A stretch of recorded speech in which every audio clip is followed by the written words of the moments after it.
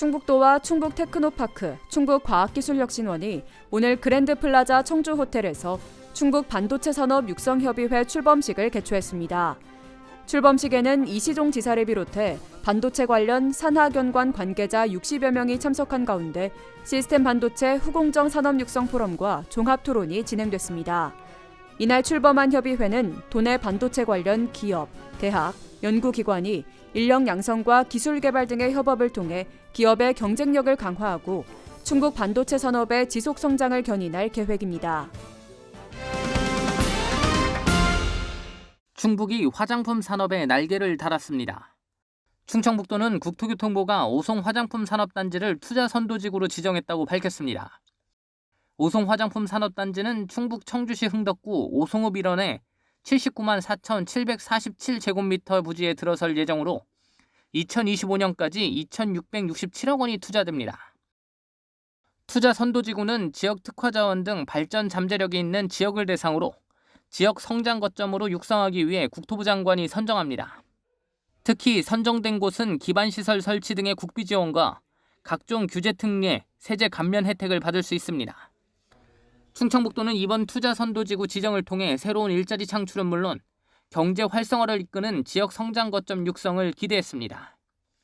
특히 신설되는 진입도로와 생활용수 공급 등 기반시설 설치에 필요한 재원 마련을 위해 국비 62억 원을 확보해 나갈 계획입니다.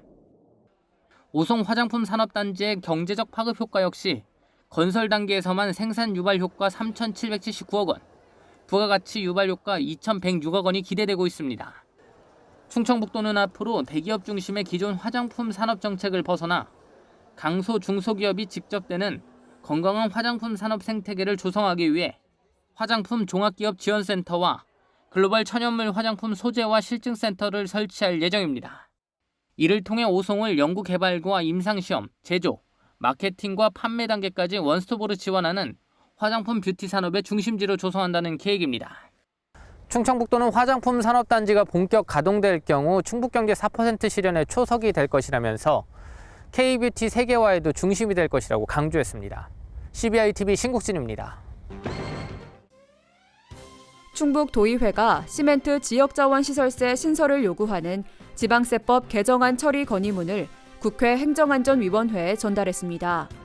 이들은 건의문을 통해 시멘트 생산에서 발생하는 다량의 미세먼지와 악취 등으로 주민들이 각종 호흡기 질병에 시달리고 있다며 막대한 이윤을 창출한 시멘트 생산 업체들은 지역 주민들을 위해 이익의 일부를 환원해야 할 책임이 있다고 강조했습니다.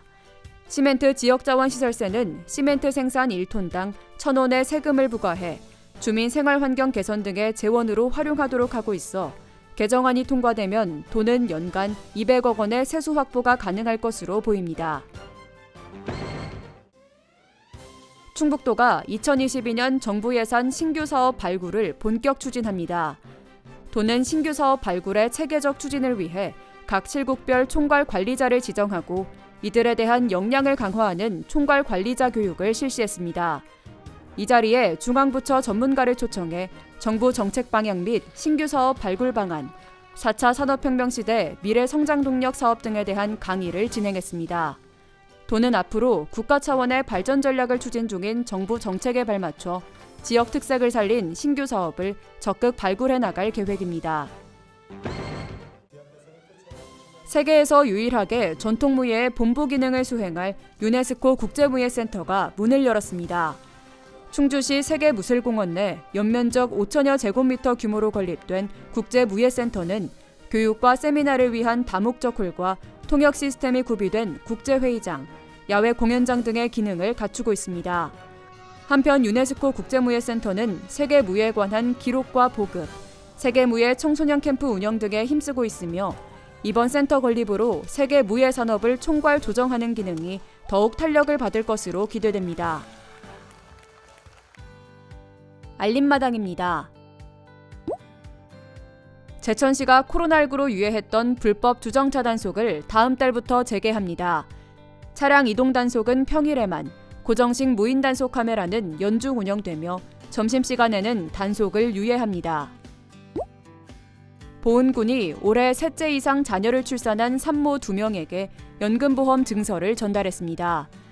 연금보험 지원 사업은 셋째 이상 자녀를 출산한 산모에게 매달 10만 원씩 20년간 보험료를 지원하는 것으로 출산 장려 정책으로 추진되고 있습니다.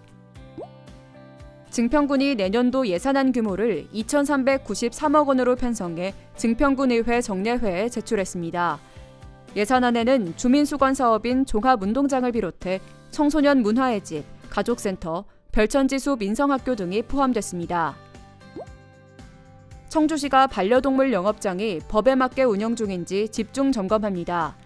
다음 달 말까지 반려동물 관련 영업장 250곳을 대상으로 시설과 인력 기준이 법에 맞게 운영 중인지 동물보호 규정을 준수하고 있는지 등을 점검할 계획입니다.